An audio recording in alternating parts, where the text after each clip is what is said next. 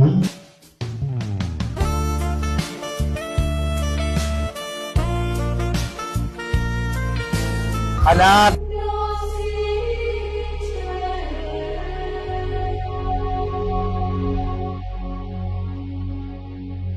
Alam mo bang malaking kasalanan yung ginawa mo ngayon? Ha? Ha? Kanina pa kayo dito? Sino ba yung mga kasama mo? Si ano pangalan mo, ma'am? Len. Ikaw, ma'am?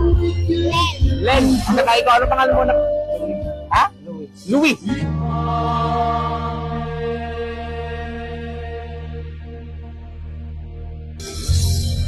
Ngayon anak, kasi malaki yung kasalanan ng ginawa mo ngayon, i-pre-over kita. Ha? Kayong lahat dito, i-pre-over ko. Okay ba sa inyo? Okay lang, sige. Minsan nagkakasala, minsan hindi.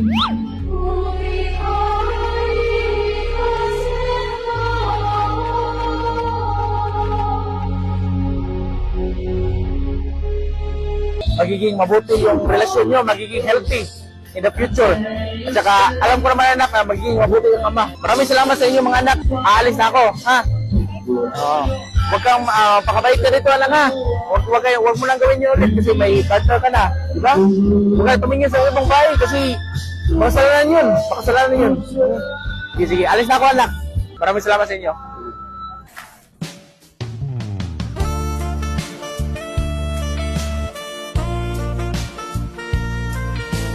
Di ba anak? Kakasabi ko lang sa iyo anak.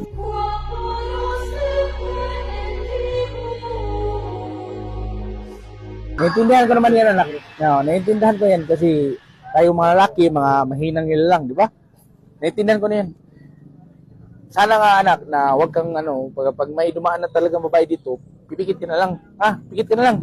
Para para likayan natin. Sige, maraming salamat anak. Nakalimutan ko kasi dito talaga ako dadaan. Kaya bumalik ako. Sige. Alis na ako anak. Maraming salamat ha. Sige, walang problema yan. Sige. Ma'am Len, Ma'am Jen.